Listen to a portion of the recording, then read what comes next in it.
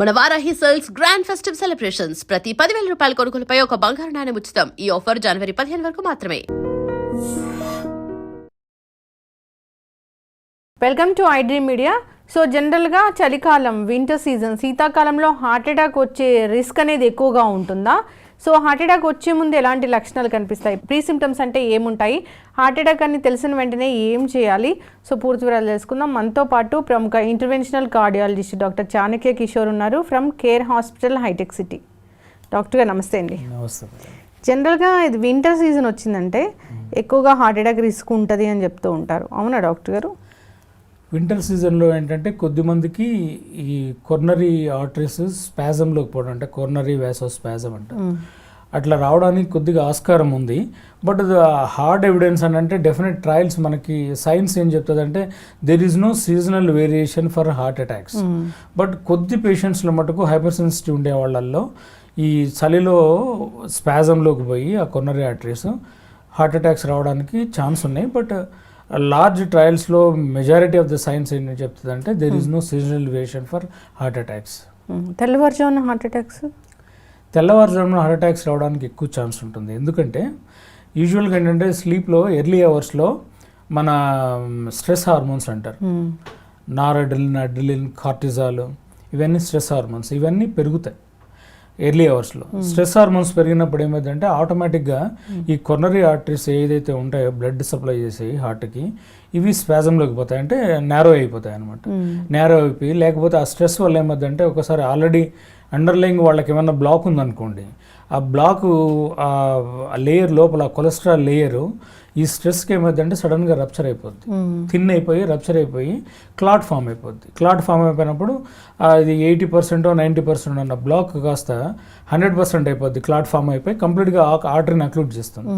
Occlude చేయడం వల్ల, close చేయడం వల్ల ఏమైపోతుందంటే మేజర్ హార్ట్ అటాక్ రావడానికి ఎక్కువ ఛాన్స్ ఉంటుంది. సో కాబట్టి ఎర్లీ అవర్స్లో హార్ట్ అటాక్స్ కామన్గా వస్తాయి. హార్ట్ అటాక్ అని మనకి ఎలా తెలుస్తుంది వచ్చింది హార్ట్ అటాక్ అని? ఇప్పుడు యూజువల్గా ఏంటంటే దేర్ ఆర్ 2 వేరియంట్స్. యాంజైనా అంటారు. యాంజైనా చెస్ట్ పెయిన్ అంటే angina MI equivalent to chest pain అనమాట. Chest pain equivalent to major heart attack. So ఈ సిమ్టమటాలజీ ఎట్లా ఉంటే central chest pain, radiated to the back, కొంతమందికి left hand, lower jaw, epigastric discomfort, కొంతమంది gas లాగా అనుకుంటారు, చాలామంది కన్ఫ్యూజ్ అయిపోతారు, అసిడిటీ అనుకుని కన్ఫ్యూజ్ అయిపోతారు. సో ఈ సిమ్టమ్స్ ప్లస్ ప్రాస్ట్రేషన్ అంటారు, అంటే ప్రొఫ్యూజ్ స్వెట్టింగ్ వస్తుంది, స్వెట్టింగ్, కళ్ళు తిరగడం, కొంతమంది కళ్ళు తిరిగి పడిపోతారు. ఈ సిమ్టమ్స్ అన్నీ మామూలుగా మైల్డర్ ఫామ్స్లో వస్తాయి. ఎవరికి హార్ట్ అటాక్ వచ్చే ముందు తక్కువ మోతాదులో, తక్కువ స్థాయిలో వస్తాయి. మేజర్ హార్ట్ అటాక్ వచ్చినప్పుడు పెద్దగా హార్ట్ అటాక్ ఆర్టరీ కంప్లీట్గా సడన్గా బ్లాక్ అయిపోతే 100% మేజర్ హార్ట్ అటాక్ రావడానికి ఛాన్స్ ఉంటుంది. ఈ సిమ్టమ్స్ అన్నీ ఒక్కసారిగా పెద్దగా అయిపోతాయి. అన్బేరబుల్ పెయిన్ వచ్చేస్తుంది వాళ్ళకి. ఏంటంటే central chest pain, heaviness, squeezing pain, కొంతమందికి స్టాబింగ్ పెయిన్ అంటారు, అంటే కత్తితో పొడిచినట్టు అనిపిస్తుంది అనమాట వాళ్ళకి. సో అంత అన్బేరబుల్ పెయిన్ వస్తుంది, ప్లస్ ప్రొఫ్యూజ్ స్వెట్టింగ్ వస్తుంది, కొంతమంది కళ్ళు తిరిగి పడిపోతారు. తెలుస్తుందా డాక్టర్ గారు? అంటే మనం ఇంతకు ముందు ఇలాంటి నొప్పిని చూడలేదు అనే ఫీలింగ్ వస్తుందా? ఎస్, చాలా మందికి దే ఫీల్ దట్ డిఫరెన్స్. సడన్గా వాళ్ళకి ఏంటంటే ఇంతవరకు ఎప్పుడు నేను ఫీల్ కాలేదు ఇట్లాంటి పెయిన్, చాలా ఇబ్బంది పెట్టింది, I could not sleep entire night అంటారు, అంటే నైట్లో నిద్రపోలేకపోయాను, అసలు కంప్లీట్గా రెస్ట్లెస్గా ఉన్నాను, చెమటలు వచ్చేసినాయి, ఒళ్ళంతా తడిచిపోయింది, ఇట్లా ఎప్పుడు కాలేదు, నాకు కొద్దిగా ఆయాసం కూడా వచ్చినట్లు అనిపించింది, బ్రీత్ ఆగిపోయినట్టు అనిపించింది అని కూడా అంటారనమాట. సో ఇవన్నీ ఆ టైంలో స్పెసిఫిక్గా తెలుస్తుంది. దీంట్లో ఒక మెడికల్ టర్మ్ ఉందన్నమాట, యాంగర్ ఎనిమై అంటారు. యాంగర్ ఎనిమై అంటే వాళ్ళకి ఫియర్ ఆఫ్ ఇంపెండింగ్ డూమ్, అంటే ఏదో నాకు సడన్గా నేను కొలాప్స్ అయిపోతాను, ఏదో నాకు అబ్నార్మల్గా జరిగిపోతుంది, నేను చనిపోతానేమో అన్నట్లు ఫీల్ వాళ్ళకి సిక్స్త్ సెన్స్ చెప్తుంది అనమాట. So that is called angor animi అంటారు, ఫియర్ ఆఫ్ ఇంపెండింగ్ డూమ్. ఆ సెన్సేషన్ కూడా వస్తుంది చాలా మందికి హార్ట్ అటాక్ వచ్చిన పేషెంట్స్. ఆ పెయిన్తో పాటు ఆ పెయిన్ వచ్చినప్పుడు వాళ్ళకి సిక్స్త్ సెన్స్ లాగా చెప్తుంది అనమాట. అది అంత నేను ఇంత భరించలేకపోయినాను, ఈ పెయిన్ ఇంతవరకు ఇట్లాంటిది రాలేదు, నాకు ఏదో అయిపోతుంది, నేను చనిపోతానేమో అన్నట్లు ఫీలింగ్, అంటే ఇంపెండింగ్ డూమ్ అనమాట, కొలాప్స్ అయ్యే ముందు వచ్చే ఫీలింగ్ అనమాట, అట్లా వస్తుంది. ఇక్కడ మధ్యలో చెస్ట్ మధ్యలో నొప్పి వస్తే అది హార్ట్ అటాక్ పెయినా? సెంట్రల్ చెస్ట్ పెయిన్ చెస్ట్ మధ్యలో వస్తే హార్ట్ రిలేటెడ్ పెయిన్ అనే అనుకోవాలి. అట్లా కాకుండా లెఫ్ట్ సైడ్ కానీ రైట్ సైడ్ కానీ రావచ్చు, but most commonly central chest pain వస్తేనే హార్ట్ పెయిన్ కింద లెక్క. ప్లస్ ఈ పెయిన్ రేడియేటింగ్ పెయిన్ ఇక్కడ నుంచి లెఫ్ట్ షోల్డర్ కానీ లెఫ్ట్ ఆర్మ్ కానీ ప్లస్ బ్యాక్ కానీ అప్పర్ బ్యాక్ ఇట్లా రేడియేట్ అయితే అది కూడా హార్ట్ రిలేటెడ్ పెయినే. 99% హార్ట్ రిలేటెడ్ పెయిన్ అనే అనుకోవాలి. డాక్టర్ గారు, ఈ పెయిన్ వచ్చే ముందు అంటే ఒక 1 వీక్ ముందో 10 డేస్ ముందో ఇంకా ఏం లక్షణాలు తెలుస్తాయి? కొద్దిమందికి ఈ మేజర్ హార్ట్ అటాక్ సిమ్టమ్స్ వచ్చే ముందు ఒక ఫ్యూ డేస్ బ్యాక్ కానీ ఫ్యూ వీక్స్ బ్యాక్ కానీ మైల్డ్గా సిమ్టమ్స్ తెలుస్తాయి. వాళ్ళు మినిమల్ ఎగ్జర్షన్ చేసినప్పుడు, అన్నం తిని నడిచినప్పుడు, లేదా మెట్లు ఎక్కినప్పుడు, ఏదన్నా బరువు ఎత్తినప్పుడు, నైట్ టైం నిద్రపోయినప్పుడు వాళ్ళకి నిద్ర డిస్టర్బ్ రావడము, మైల్డ్ డిస్కంఫర్ట్ రావడము, ఇవన్నీ కొద్దిగా సిమ్టమ్స్ చూపిస్తారు చాలామందికి. అట్లీస్ట్ ఒక 60 to 70%, only 25 to 30% they present with major heart attack as a first symptom. Okay, so అప్పుడు వెళ్ళి ఈసీజీ తీయించుకుంటే ఎనీ టైం మీకు ఎప్పుడన్నా కానీ డౌట్ వస్తే, ఇట్లాంటి కంప్లైంట్స్ వచ్చినప్పుడు అది తక్కువ సివియారిటీలో రావడం కానీ ఎక్కువ సివియారిటీలో రావడం కానీ వస్తే వెంటనే దగ్గరలో ఉన్న ఈసీజీ హాస్పిటల్ అప్రోచ్ కావడం బెస్ట్ యాక్చువల్గా. ఈసీజీ ఈకో లేదనంటే ట్రోపనిన్ ఐ అనేది చేస్తారు. ఆ ట్రోపనిన్ ఐ చేస్తే యూజువల్గా ఏంటంటే mild heart attack major heart attack తెలుస్తుంది. ట్రోపనిన్ ఐ అనేది బ్లడ్ టెస్ట్. బ్లడ్ టెస్ట్ ఎవరైనా చేయించుకోవచ్చా? సిమ్టమ్స్ లేని వాళ్ళకి పెద్ద యూజ్ ఏమి ఉండదు. అది సిమ్టమ్స్ ఉన్న వాళ్ళు చేయించుకుంటేనే యూజ్ అవుతుంది. సిమ్టమ్ ఉండి ఇప్పుడు ఈసీజీ నార్మల్ ఉండి కొంతమందికి ట్రోపనిన్ లెవెల్ ఎలివేట్ అయింది అనుకోండి బ్లడ్లో, అప్పుడు యూ షుడ్ బి కేర్ఫుల్. ఇమీడియట్గా వాళ్ళకి treatment, blood thinners injections, heparin injection, angiogram ఇట్లాంటివి చేయించుకోవడం తప్పనిసరి. కొంతమందికి ట్రోపనిన్ నార్మల్ ఉంటుంది, బట్ ఈసీజీలో చేంజెస్ వస్తాయి, అప్పుడు కూడా వీ షుడ్ బి కేర్ఫుల్. కొంతమంది ఈసీజీ నార్మల్ ఉంటుంది, ట్రోపనిన్ కనబడుతుంది, రేర్గా ఈకోలో ప్రాబ్లం కనపడుతుంది హార్ట్ అటాక్ వచ్చినప్పుడు. అప్పుడు అందుకనే ECG, echo, troponin I, chest pain వచ్చినప్పుడు బేసిక్ థింగ్స్ అనమాట. వెంటనే ఇమీడియట్గా దగ్గరలో ఉన్న హాస్పిటల్కి వెళ్ళి ఈ టెస్టులు చేయించుకొని వీటిల్లో ఏదైనా అబ్నార్మాలిటీ కనపడితే కన్సల్ట్ కార్డియాలజిస్ట్ని కన్సల్ట్ అయితే immediately you can avoid getting a major heart attack. You can take precautions treatment. కానీ మనం కొన్ని చోట్ల వింటాం డాక్టర్ గారు, పెద్ద పెద్ద డాక్టర్లే, అది కూడా కార్డియాలజిస్ట్లే, కార్డియాలజీ హాస్పిటల్లోనే రౌండ్స్లో ఉండగానే హార్ట్ అటాక్ వచ్చి చనిపోవడము. అంటే వాళ్ళకి తెలియదనా ఎట్లాగా?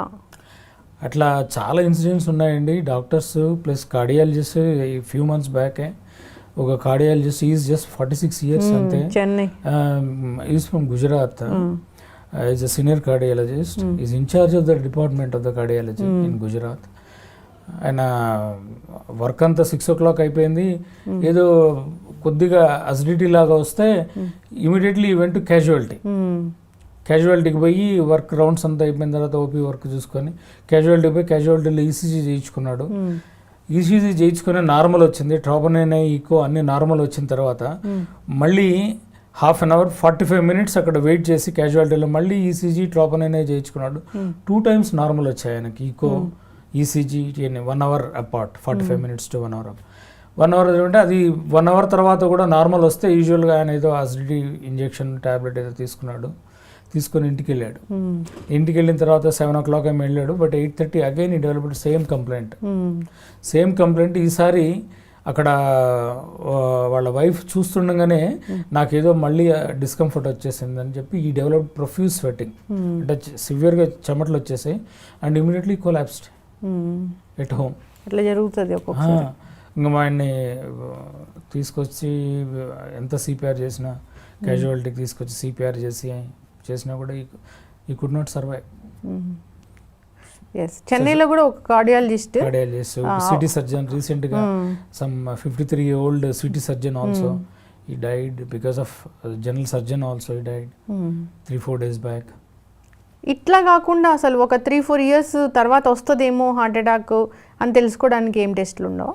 యూజువల్గా ప్రస్తుతానికి ఇప్పుడుకున్న నాలెడ్జ్తో మటుకు రేపు ఏం జరుగుతుందని చెప్పడానికి ఏం టెస్ట్ లేదండి. ఎవరన్నా అట్లా చెప్పినా కూడా అది మిస్కన్సెప్షన్, మిస్గైడింగే అవుతుంది. ఓకే, రాకుండా చేయడానికి ఏదో ఒక ఇంజెక్షన్ వచ్చింది, చాలా మిరాకిల్స్ చేస్తుంది, ఈ ఇంజెక్షన్ తీసుకుంటే హార్ట్ అటాక్ రాదు అంటున్నారు.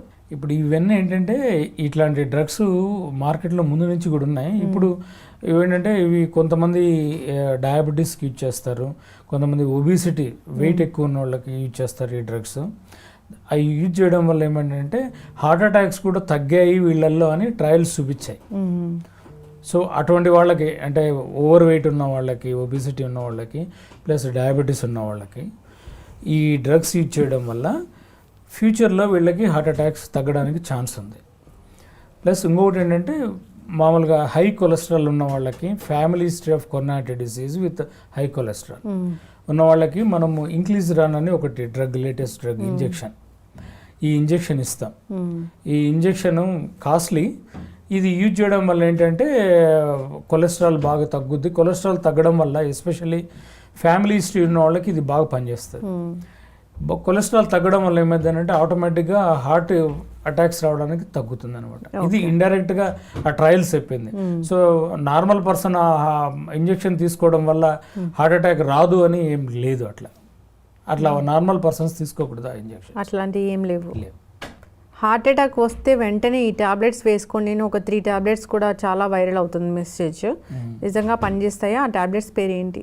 అంటే అదొక కాన్సెప్ట్ ఉంది యాక్చువల్గా. ఇప్పుడు సంబడి ఒక రిమోట్ ప్లేస్లో ఉంటారు, వాళ్ళకి ఏం ఫెసిలిటీస్ ఉండవు, మెడికల్ ఫెసిలిటీస్. ఇమీడియట్గా ఏదైనా చెస్ట్ పెయిన్ వచ్చినప్పుడు అట్లాంటి వాళ్ళకి ఏంటంటే దెర్ ఈజ్ ఎ పాలిపిల్ కాన్సెప్ట్ అని ఉంటుంది. దాంట్లో ఆస్పిరిన్ ఉంటుంది, స్టాటిన్ ఉంటుంది, కొలెస్ట్రాల్ రెడ్యూసింగ్ మెడికేషన్, ఒకటి బీటా బ్లాకర్ అని ఉంటుంది అనమాట. ఇట్లాంటిది పాలిపిల్ థెరపీ అని ఉంటుంది. అదనే టాబ్లెట్ వేసుకుంటే ఏమైందనంటే ఇకోస్ప్రిన్ అనేది బ్లడ్ థిన్నర్. ఈ బ్లడ్ థిన్నర్ వల్ల ఏమైందనంటే ఏదైనా క్లాట్ ఫామ్ అయ్యింది, అప్పుడే క్లాట్ ఫామ్ అవుతుంది అనుకోండి, ఆ ఫామ్ కంప్లీట్ కాకుండా ఆపుద్ది.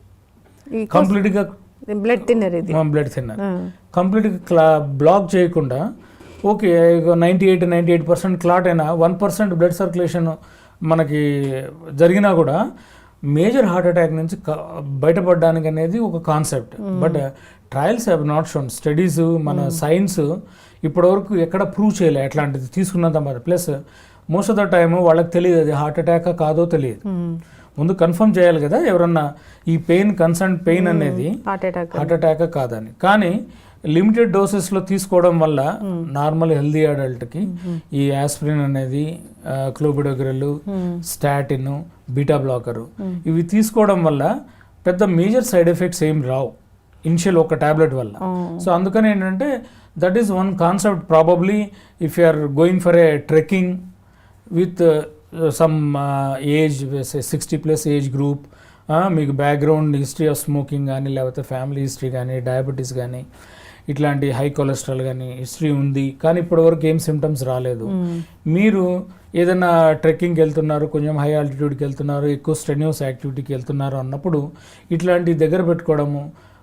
ఇంకొకటి సార్బిట్రేట్ అనే ట్యాబ్లెట్ 4 కింద పెట్టుకునేది, ఇటువంటి పెట్టుకోవడం వల్ల నష్టమేం లేదు.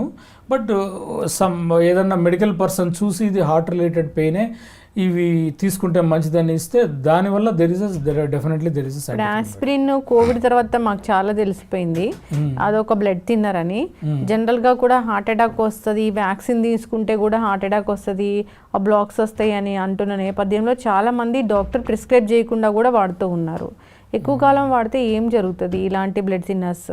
అసలు ఎవిడెన్స్ ఏం లేదండి. కోవిడ్లో కూడా ఫస్ట్ టూ మంత్స్ యాక్టివ్ ఫేజ్లోనే ఈ క్లాటింగ్ టెండెన్సీ అనమాట. కొంతమందికి బ్రెయిన్ స్ట్రోక్స్ వస్తాయి, కొంతమందికి లంగ్స్లో క్లాట్స్ ఫామ్ అవుతాయి, బ్రెయిన్లో క్లాట్ ఫామ్ అవుతుంది, హార్ట్లో కూడా క్లాట్ ఫామ్ కావడానికి ఛాన్స్ ఉంటుంది. బట్ ఇదంతా హైపర్ కోయాగులబుల్ స్టేట్ అంటారు బికాస్ ఆఫ్ కోవిడ్ ఇన్ఫెక్షన్. ఈ హైపర్ కోయాగులబుల్ స్టేట్ ఉన్నప్పుడు బ్లడ్ థిన్నర్స్ ఇస్తాం, బట్ దానికి ఒక బ్లడ్ టెస్ట్ చేయాలి మనం. డైమర్ అనే టెస్ట్ చేస్తాము, ట్రోపనిన్ అనే టెస్ట్ చేస్తాం. ఈ రెండు చేసి ఈ విగిన ఎక్కువ వచ్చిన వాళ్ళకి బ్లడ్ థిన్నర్స్ ఇస్తాం, యాంటీకోయాగులెంట్స్ అంటారు. ఇది కూడా ఈ హార్ట్ అటాక్స్ కానీ, బ్రెయిన్ స్ట్రోక్స్ కానీ ఫస్ట్ 2 months యాక్టివ్ ఫేజ్లోనే వస్తాయి. వన్స్ రికవర్ అయిన తర్వాత రావు. బట్ కొంతమందికి ఏంటంటే లాంగ్ కోవిడ్ అంటారు, మోర్ దాన్ 6 వీక్స్ అట్లా వచ్చిన వాళ్ళకి కంటిన్యూస్గా వాళ్ళు కొద్ది గొప్ప డిస్కంఫర్ట్, ఆయాసము, బ్రెత్లెస్నెస్, ఫెటిగబిలిటీ ఇవన్నీ చాలా రోజులు కంటిన్యూ అవుతాయి. అటువంటి వాళ్ళల్లో రావడానికి కూడా ఛాన్స్ ఉంది. సో అటువంటి వాళ్ళలో మళ్ళీ మనం డైమర్ అనేది, ట్రోపోనిన్ అని టెస్ట్ చేస్తుంటాం అనమాట. డైమర్ ఇప్పుడు కన్సిడర్ చేస్తామా మనం? డైమర్ ఎస్పెషల్లీ కోవిడ్ వచ్చినప్పుడు ఖచ్చితంగా చేయాలి. ఇప్పుడు కూడా హార్ట్ అటాక్కి అది మనం హార్ట్ అటాక్లో అది ఏంటంటే డైమర్ అనేది ఎప్పుడు ఎలివేట్ అవుతుందంటే హార్ట్ అటాక్ కోసం చెక్ కాదు మనం చేసేది. లంగ్స్లో క్లాట్స్ ఫామ్ అయినాయా లేదా, లెగ్స్లో క్లాట్స్ ఫామ్ అయినాయా లేదా అని తెలుసుకోవడం కోసం డైమర్ చేస్తాం. అది డైమర్ పెరిగిందని అంటే మామూలు కూడా నార్మల్ కూడా ఫాల్స్ పాజిటివ్స్ అంటారు. అంటే ఎస్పెషల్లీ ఎప్పుడు కూర్చునే ఉండే వాళ్ళకి, స్మోకర్స్కి, ఎల్డర్లీ పీపుల్కి, ఒబిసిటీ అంటే చాలా ఎక్కువ ఊబకాయం ఉండే వాళ్ళకి, వీళ్ళల్లో డైమర్ పెరుగుద్ది కొలెస్ట్రాల్ ఎక్కువ ఉన్న వాళ్ళలో. కానీ సిమ్టమ్ ఉన్న వాళ్ళకి, ఆయాసం ఉన్న వాళ్ళకి ఈ డైమర్ పెరిగితే మనము ఫస్ట్ ఏంటంటే లంగ్స్లో క్లాట్స్ రూల్ అవుట్ చేయాలి. దాన్ని పల్మరీ ఎంబోలిజం అంటారు.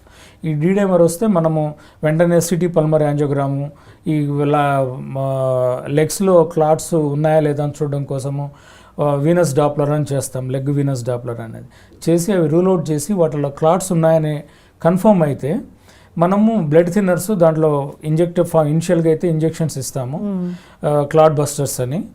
అవి అయిపోయిన తర్వాత, యాక్టివ్ ఫేజ్ అయిపోయిన తర్వాత ఓరల్ బ్లడ్ థిన్నర్స్ ఇస్తాం. అవి ఇకోస్ప్రిన్ కాదు, అవి ఓరల్ యాంటీకోయాగులెంట్స్ అంటారు. ఇకోస్ప్రిన్ అనేది యాంటీప్లేట్లెట్స్. ఇకోస్ప్రిన్, క్లోబిడోగ్రిల్ అనేది, ఇంకా టికాగ్రాల్, ప్రసోగ్రిల్ అనేవి యాంటీప్లేట్లెట్స్ అనేవి. ఇవి హార్ట్ అటాక్ పేషెంట్స్కి ఇస్తాం మనం. లంగ్లో క్లాట్స్ ఫామ్ అయిన వాళ్ళకి ఇవ్వం. వాళ్ళకి ఏంటంటే క్లాట్ బస్టర్స్ ఇస్తాం, క్లాట్ థిన్నర్స్, యాంటీకోయాగులెంట్స్ ఇస్తాం, టాబ్లెట్స్. ఈ లంగ్లో క్లాట్ ఫామ్ అవ్వడం అనేది అది చాలా డేంజర్ సిచ్యువేషన్ అంట కదా డాక్టర్ గారు? చనిపోవడమేనంట కదా అది? అంటే దాంట్లో కూడా అక్యూట్ పల్మరీ ఎంబోలిజం అంటే సడన్గా వచ్చేస్తుంది అనమాట. అక్యూట్ పల్మరిజంలో కూడా మ్యాసివ్, సబ్ మ్యాసివ్ అని ఉంటుంది. అంటే మనకి హార్ట్ 2 లంగ్స్ ఉంటాయి కదా, మనకి హార్ట్ నుంచి 2 రక్తనాళాలు 2 లంగ్స్కి సప్లై చేస్తాయి. పల్మరాటరీ, మెయిన్ పల్మరాటరీ బ్రాంచెస్ 2 లంగ్స్కి సప్లై చేస్తాయి అన్నమాట. ఇప్పుడు ఆ మెయిన్ పల్మరీ ట్రంక్ అంటారు. ఇక్కడికైనా క్లాట్ ఫామ్ అయింది అనుకోండి, అది బ్లాక్ అయింది అనుకోండి, మ్యాసివ్ పల్మరీ ఎంబోలిజం వస్తుంది. అప్పుడు సడన్గా కొలాప్స్ అయిపోతారు వాళ్ళు. మ్యాసివ్ సివియర్ బ్రెత్లెస్నెస్ వచ్చేసి, ఆయాసం వచ్చేసి, బీపీ డౌన్ అయిపోయి సింకోప్ వచ్చి కొలాప్స్ అయిపోతారు. అటువంటి వాళ్ళు ఇమ్మీడియట్ మెడికల్ అటెన్షన్ తీసుకోకపోతే, అంటే క్లాట్ బస్టర్ ఇంజెక్షన్, మనము టెనెక్టప్లేజన్ ఇంజెక్షన్, రెటెప్లేజన్ ఇంజెక్షన్, ఆల్టెప్లేజన్ ఇంజెక్షన్స్ ఉంటాయన్నమాట, క్లాట్ డిజాల్వింగ్ మెడికేషన్. అవి ఇస్తే మెజారిటీ రికవర్ అవుతారు. అట్లా కాకుండా ఆ యాక్టివ్ ఫేజ్లో వాళ్ళు కొలాప్స్ అయిన ఫేజ్లో మెడికల్ ఫెసిలిటీ ఇమ్మీడియట్గా చేయలేకపోతే చనిపోవడానికి ఎక్కువ ఛాన్స్ ఉంటుంది. ఎందుకంటే బీపీ ఫాల్ అయిపోద్ది, వాళ్ళు అన్కాన్షియస్ అయిపోతారు. ఈ పల్మరీ ఎంబోలిజం ఎవరిలో వస్తుంది అసలు? పల్మరీ ఎంబోలిజం కామన్గా వచ్చేది ఎవరికంటే హాస్పిటల్లో ఎక్కువ రోజులు బెడ్ రెడెన్ అయి ఉంటారు కదా, వాళ్ళలో లెగ్స్లో క్లాట్స్ ఫామ్ అయ్యి అవి లెగ్స్ నుంచి లంగ్స్కి వెళ్తాయి. లంగ్స్కి వెళ్ళి లంగ్స్లో బ్లాక్ క్రియేట్ చేసి దానివల్ల ఆయాసం వస్తుంది. ఒక్కోసారి అది మేజర్గా బ్రాంచెస్ కాకుండా ప్రాక్సిమల్గా అంటే ట్రంక్కి వస్తే సడన్గా కొలాప్స్ అయిపోతారు. అట్లా కాకుండా పెరిఫెరల్ పల్మరీ ఎంబోలిజం అంటారు. అంటే బ్రాంచెస్లో కన్నా క్లాట్స్ ఫామ్ అయితే they survive, they maintain blood pressure, సడన్గా కొలాప్స్ కారు, హార్ట్ ఫంక్షన్ నార్మల్గానే ప్రిజర్వ్ అయితే అట్లాంటి వాళ్ళకి హెపరిన్ అనే ఇంజెక్షన్ ఇస్తే వాళ్ళు రికవర్ అవుతారు. అటువంటి వాళ్ళు ప్లస్ స్మోకర్స్, యాక్టివిటీ లేని వాళ్ళు, అంటే ఎప్పుడు కూర్చొని ఉంటారు అవర్స్ టుగెదర్, ప్లస్ ఫ్రీక్వెంట్గా ఎయిర్ ట్రావెల్ చేసేవాళ్ళు, వాళ్ళు కూడా ఒక అవర్స్ టుగెదర్ కంటిన్యూస్ ఉండే లాంగ్ జర్నీస్ చేసేవాళ్ళు, ఫ్లైట్ జర్నీస్ చేసేవాళ్ళు, స్మోకర్స్, ప్లస్ ఎక్సర్సైజ్ లేని వాళ్ళు, క్యాన్సర్ పేషెంట్స్, వీళ్ళందరికీ లంగ్స్లో క్లాట్స్ ఫామ్ కావడానికి, లెగ్స్లో క్లాట్స్ ఫామ్ కావడానికి ఎక్కువ ఛాన్స్ ఉంటుంది, పల్మరీ ఎంబోలిజం రావడానికి ఛాన్స్ ఉంటుంది. డెలివరీ తర్వాత కూడా వస్తుందా? యా, యామ్నియోటిక్ పల్మరీ ఎంబోలిజం అంటారు దాన్ని. అది రేర్ యాక్చువల్గా, but rarely you can see amniotic pulmonary embolism అని. లేకపోతే ఏదైనా మేజర్, ఇప్పుడు రోడ్ యాక్సిడెంట్స్ చూస్తుంటాం మనం, రోడ్ యాక్సిడెంట్స్లో కూడా ఈ మేజర్ లెగ్స్ ఫ్రాక్చర్స్, వాటిల్లో ఫీమర్ అంటారు, మేజర్ బోన్ ఫ్రాక్చర్స్ వస్తే వాటిలో ఉన్న ఫ్యాట్ ఉంటుంది, బోన్స్లో ఫ్యాట్ ఉంటుంది, ఆ ఫ్యాట్ బ్లడ్లో వీన్స్లోకి బ్లడ్లో కలిసిపోయి లంగ్స్కి వెళ్ళిపోద్ది, ఫ్యాట్ ఎంబోలిజం అంటారు. ఫ్యాట్ ఎంబోలిజం కూడా dangerous. Air embolism, fat embolism వచ్చి చాలామంది చనిపోతారు. ఇది రాకుండా ఉండాలంటే హెల్దీ లైఫ్ స్టైల్ మెయింటైన్ చేయాలి. Exactly. Ideal body weight, regular exercise, avoid taking junk food and stay away from smoking and excessive fatty food. Non-Western food also is harmful on long term, especially saturated fat, meat అవన్నీ avoid చేయాలి. Doctor గారు వచ్చింది heart attack అని తెలిసింది అంటే మొన్న రీసెంట్గా ఒక వీడియో చూశాను డాక్టర్ గారు, అందరినీ బాధ కలిగించింది అసలు.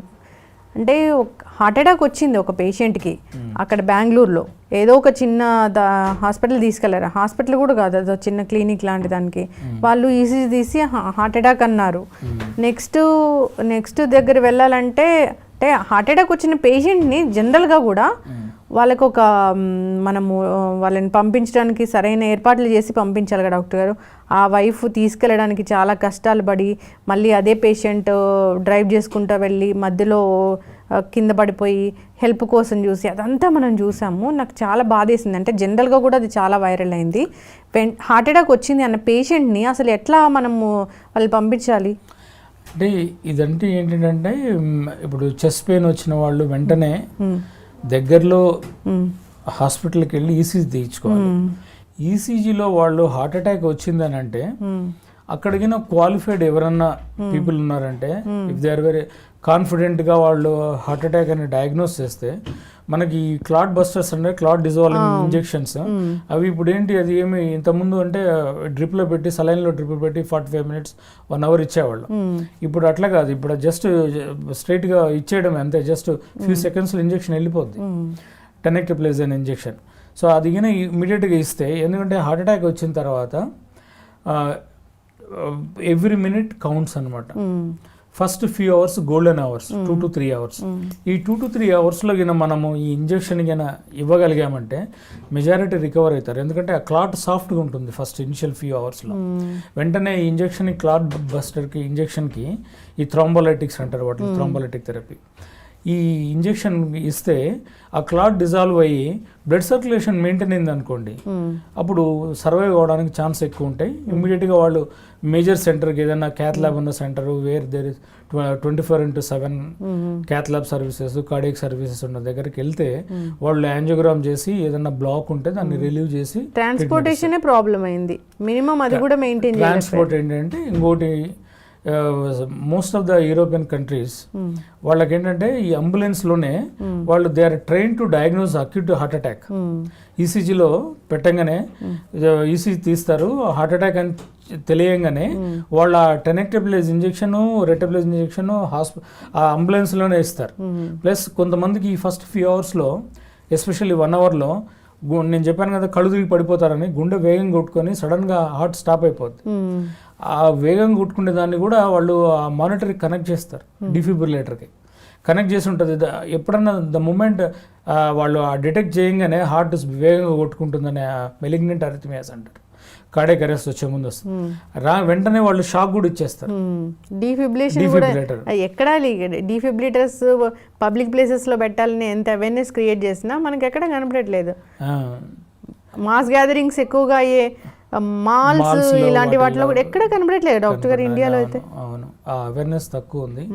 యాక్చువల్గా people who are trained in CPR అంటే కార్డియాక్ పల్మరీ బైపాస్, అంటే ఎవరైనా అన్కాన్షియస్ అయిపోయి వెంటనే పడిపోగానే వాళ్ళు ఏం చేయాలంటే యూజువల్గా ఈ నెక్ పల్స్ చూస్తారు.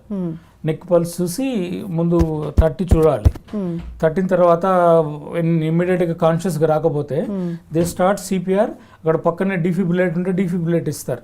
సిపిఆర్కి రెస్పాండ్ కాకపోతే ఫ్యూ మినిట్స్ సిపిఆర్ ఇచ్చేయచ్చు, బ్లైండ్కి ఇవ్వచ్చు, దెర్ ఇస్ నో డౌట్. అక్కడే డెఫినెట్ ఇండికేషన్ ఉండాలని ఏం లేదు. అన్కాన్షియస్గా ఉండి మోర్ దెన్ ఫ్యూ మినిట్స్ మనం ట్రై చేసినా కూడా, సిపిఆర్ చేసినా కూడా కాన్షియస్గా రాలేదని అంటే మనం అది డిఫిబ్రిలేటర్ షాక్ ఇస్తే, కొంతమంది మెజారిటీకి ఏంటంటే ఈ హార్ట్ అటాక్ వచ్చినప్పుడు వాళ్ళకి బీపీ ఫాల్ అయిపోద్ది. ఆ అరిథమియా వచ్చినప్పుడు బీపీ ఫాల్ అయిపోతే అన్కాన్షియస్ అయిపోతారు. మనం షాక్ ఇస్తే ఏమవుతుందంటే ఇమ్మీడియట్గా ఆ షాక్ నుంచి హార్ట్ మళ్ళీ రియాక్టివేట్ అయింది, అప్పుడు సర్వైవ్ కావడానికి ఛాన్స్ ఎక్కువ ఉంటాయి. ఇన్నేళ్ళ ఎక్స్పీరియన్స్లో అలాంటి కేసు ఏమైనా చేస్తారా డాక్టర్ గారు? లాస్ట్ టైంలో వచ్చారు మనం బ్రతికించాము అనేది. యా, హాస్పిటల్కి వచ్చిన పేషెంట్స్ని several times we made them to survive. వాళ్ళకి మేమే సిపిఆర్ చేసి అన్కాన్షియస్గా వచ్చిన పేషెంట్స్ని ఇది 25, 30, 31 అట్లా కానిస్టేబుల్స్, ఇన్నోసెంట్ బై స్టాండర్డ్స్ వాళ్ళు సిపిఆర్ చేసి తీసుకొచ్చి there was no pulse, no BP, patient was totally unconscious.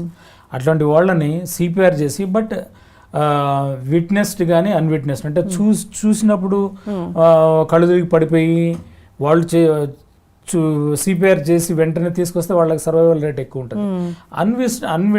Witnessed అంటే వాళ్ళు ఎంతసేపు అయిందో కళ్ళు తిరిగి పడిపోయిందో మనకు తెలియదు. అట్లా పడిపోయి ఉంటాడు, చూసి దారిన పోయే వాళ్ళు చూసి అతన్ని పేషెంట్ తీసుకొచ్చి హాస్పిటల్లో అప్పుడైనా సిపిఆర్ చేస్తాం. సిపిఆర్ చేసి వాళ్ళకేంటంటే హార్ట్ రికవర్ అయినా కూడా బ్రెయిన్ రికవర్ అయిద్దా లేదనేది పెద్ద క్వశ్చన్ మార్క్. ఎందుకంటే బ్రెయిన్కి గిన blood circulation more than 3 to 5 minutes గిన ఆగిపోయిందంటే న్యూరాన్స్ చనిపోతాయి, డెడ్ అయిపోతాయి. బ్రెయిన్ డెడ్ అయిపోయిన తర్వాత హార్ట్ రికవర్ అయినా కూడా చాలామంది పర్సిస్టెంట్ వెజిటేటివ్ స్టేట్కి పోతారో వాళ్ళు ఎప్పుడు రికవర్ అవుతారు లేదని చెప్పడం వాళ్ళు ఎనీ ఎవిడెన్స్. అందుకని అంటే ఇమీడియట్గా ఇన్నోసెంట్ బై స్టాండర్స్ కూడా వాళ్ళు కూడా సిపిఆర్ అనేది నేర్చుకుంటే కామన్ పీపుల్ కూడా వాళ్ళు ఇమీడియట్గా సిపిఆర్ చేసి వాళ్ళని తీసుకురాగలిగితే వాళ్ళకి ఇమీడియట్గా మనం ఇంటిబేట్ చేసి సిపిఆర్ చేసి ఈసీజీలో హార్ట్ అటాక్ ఎవిడెన్స్ ఉంటే అట్లా మేము చాలాసార్లు నేనే సిపిఆర్ చేసుకుంటే క్యాథ్లాబ్ తీసుకుపోయి యాంజియోగ్రామ్ చేసి హార్ట్ బ్లాక్ ఉంటే రిలీవ్ చేసి స్టెంట్ చేసి అటువంటి పేషెంట్స్ ఐ రిమెంబర్ అట్లీస్ట్ ఒక half a dozen of people still they are surviving even after 15 years. COVID తర్వాత ఈ కరోనా వ్యాక్సిన్ వేసుకున్న తర్వాత హార్ట్ అటాక్స్ పెరిగాయా? ఇది యాక్చువల్గా దెర్ ఈజ్ నో సైన్స్ అండి దీంట్లో, ఇది మిస్కన్సెప్షన్. కోవిడ్ వ్యాక్సిన్ వేసుకున్న తర్వాత ఎస్పెషల్లీ ఎంఆర్ఎన్ఏ వ్యాక్సిన్స్ వేసుకుంటే ఏమైందంటే కొంచెం ఇన్ఫ్లమేషన్ క్రియేట్ అవుతుంది అక్కడ వ్యాక్సిన్ వేసుకున్న చోట. కొద్ది మందిలో హార్ట్ బీట్ పెరగడానికి ఛాన్స్ ఉంటుంది, కొద్ది మందిలో మయోకార్డైటిస్ అనేది హార్ట్ కొద్దిగా వీక్ కావడానికి ఛాన్స్ ఉంటుంది. బట్ హార్ట్ అటాక్స్ రావడం అనేది ఎక్కడ ప్రూవ్ కాలే ఇంతవరకు. వాళ్ళకేంటంటే అసోసియేటెడ్ వేరియస్ ఫ్యాక్టర్స్ ఉంటాయి. ఆల్రెడీ కోవిడ్ తీసుకున్న వాళ్ళు, కోవిడ్ వచ్చిన వాళ్ళు వ్యాక్సిన్ తీసుకోవచ్చు కదా, అటువంటి వాళ్ళకి రావడానికి ఛాన్స్ ఉంది.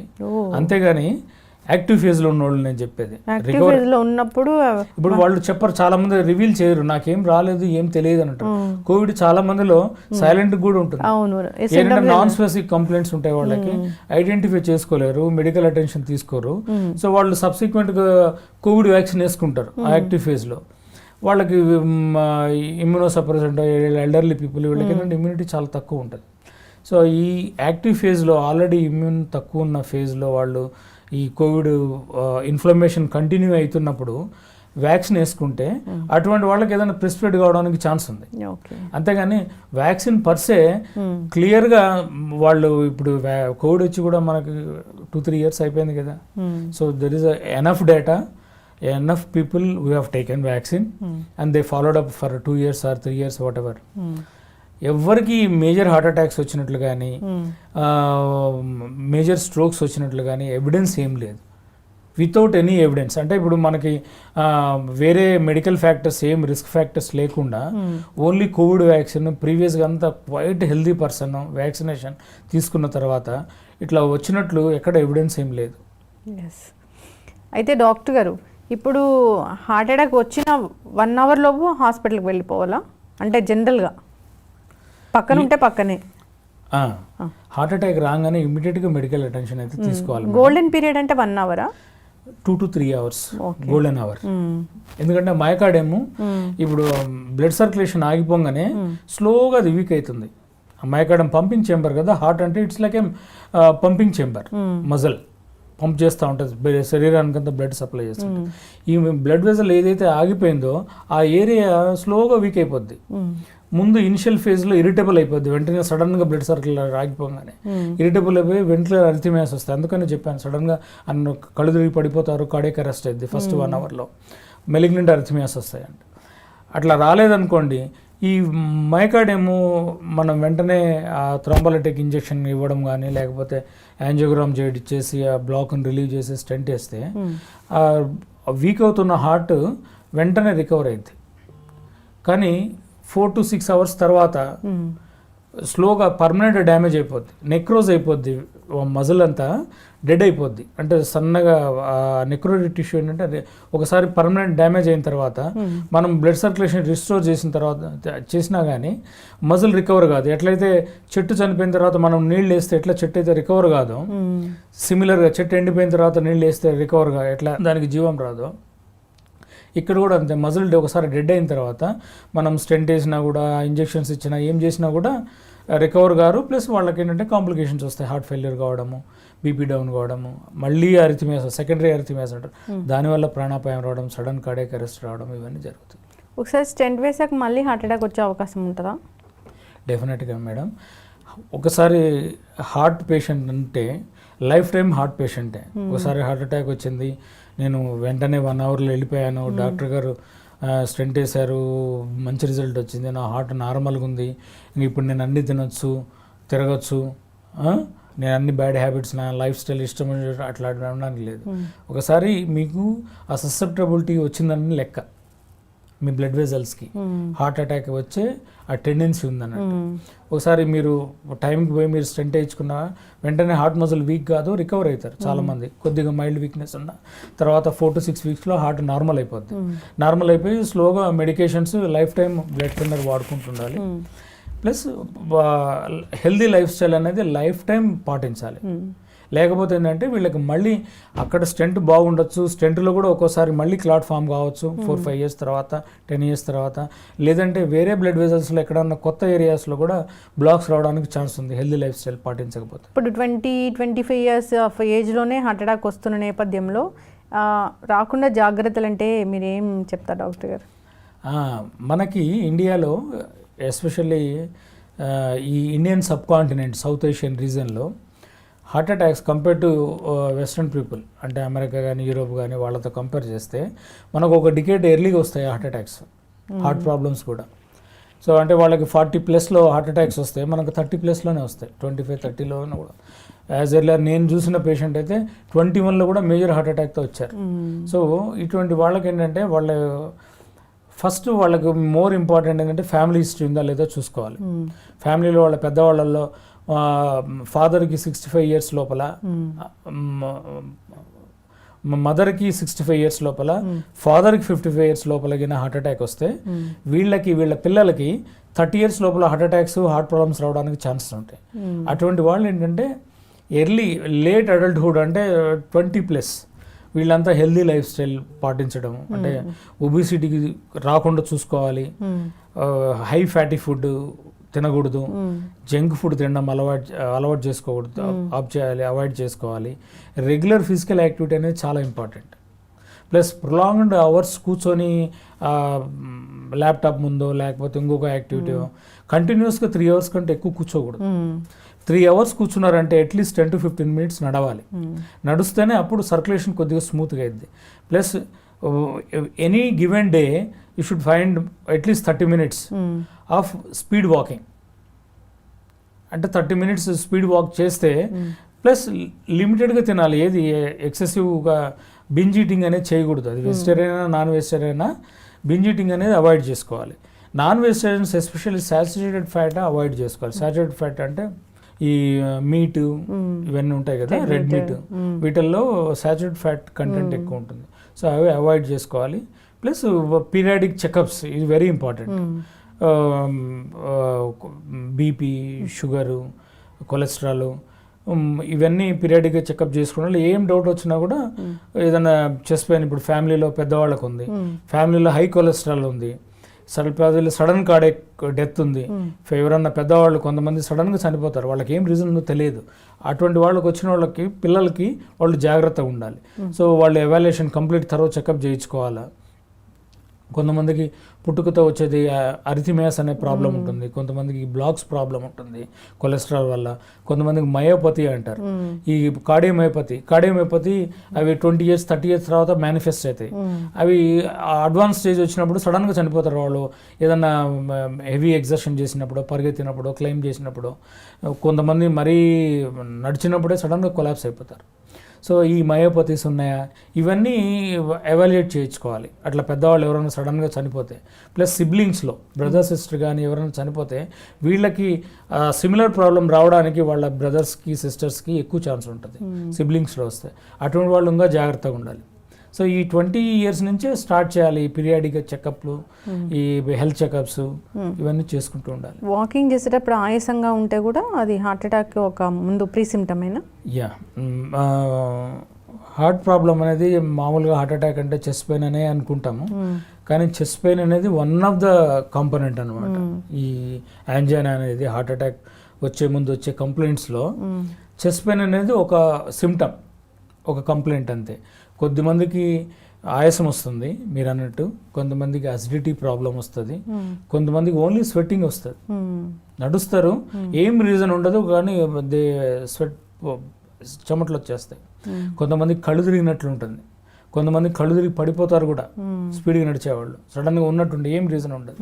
ఇటువంటి వాళ్ళకు కూడా జాగ్రత్త పడాలి. ఇమీడియట్గా చెకప్, ఏదైనా హెల్త్ చెకప్, కార్డియాక్ చెకప్ చేసుకొని జాగ్రత్త పడాలి. ఎస్, చక్కటి ఇన్ఫర్మేషన్ డాక్టర్ గారు. మరిన్ని వీడియోస్ చేద్దాము, సిరీస్ కంటిన్యూ చేద్దాము. మీరు చెప్పిన జాగ్రత్తలు అందరూ పాటించాల్సిందే. సో హార్ట్ అటాక్ రాకుండా చేసే మందులు అంటే ఏం లేవు, మన లైఫ్ స్టైల్లో చేంజ్ చేసుకోవాల్సిందే ఖచ్చితంగా. Prevention is better than cure. నొప్పి వచ్చింది అంటే అది గ్యాస్ నొప్ప, గుండె నొప్ప అని మనమే దాన్ని డిటెక్ట్ చేసుకునే బదులు డాక్టర్ దగ్గరికి వెళ్తే వాళ్ళు చెప్తారు అసలు ఏంటి అనేది. అది గ్యాస్ నొప్పి అయితే నో ఇష్యూ, గుండె నొప్పి అయితే సరైన ట్రీట్మెంట్ అనేది జరుగుతుంది సరైన అవర్స్లో. సో భయపడకుండా ఉండాలి. మీరు చెప్పినట్లుగా ట్యాబ్లెట్స్ అనేవి పెట్టుకోవచ్చు దగ్గర, చెప్పలేము అది హార్ట్ అటాక్ అయితేనే తీసుకోవాలి, దానికన్నా ముందు డాక్టర్ని సంప్రదిస్తే మంచిది. చక్కటి ఇన్ఫర్మేషన్ అండి, ఫాలో అవ్వాలని కోరుకుందాం. ధన్యవాదాలు.